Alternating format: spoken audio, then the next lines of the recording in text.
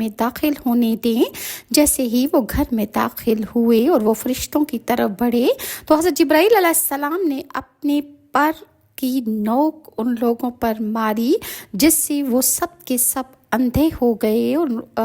ان کی آنکھیں ان کے چہرے سے ہی غائب ہو گئیں کہ ان کی آنکھوں کے نشان بھی باقی نہ رہے،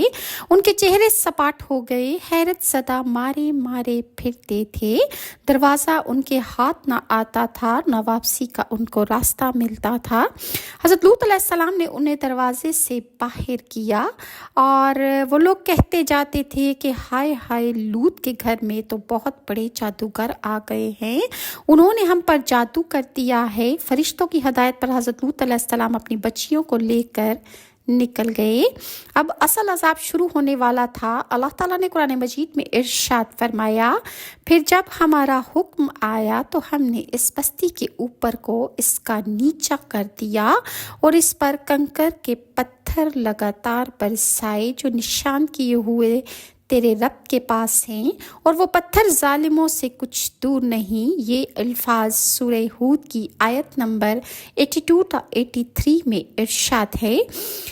جبرائیل علیہ السلام نے قوم لوط کے شہر جس خطۂ زمین پر تھے اس کے نیچے اپنا بازو ڈالا اور ان 5 شہروں کو، جن میں سب سے بڑا صدوم شہر تھا اور ان میں 4 لاکھ لوگ بستے تھے،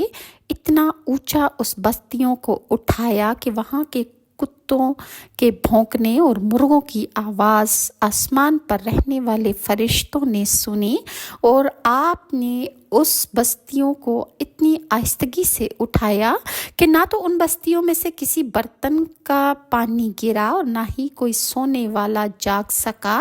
اور پھر آپ اتنی بلندی تک اس کو اٹھا کر لے گئے اور پھر آپ نے اس کو زمین کی طرف پلٹ دیا، اور پتھر جو ان پر برسائے گئے ان پر ایسا نشان تھا کہ جس پتھر سے مرنا تھا ہر پتھر کے اوپر مرنے والے کا نام لکھا ہوا تھا۔ اور لوط علیہ السلام کی بیوی کے متعلق 2 قول ہیں۔ ایک قول کے مطابق کہ وہ اپنی قوم کے ساتھ شہر میں ہی رہی اور ان کے ساتھ ہی ہلاک ہو گئی، اور دوسرا قول یہ ہے کہ وہ لوط علیہ السلام اور اپنی بیٹیوں کے ساتھ گھر سے تو روانہ ہوئی، لیکن جب قوم پر عذاب نازل ہونا شروع ہوا اس وقت ان کی چیخ و پکار جب اس نے سنی تو پیچھے مڑ کر دیکھا اور کہنے لگی، ہائے میری قوم! تو اس پر بھی ایک پتھر آ کر لگا جس پر اس کا نام لکھا ہوا تھا،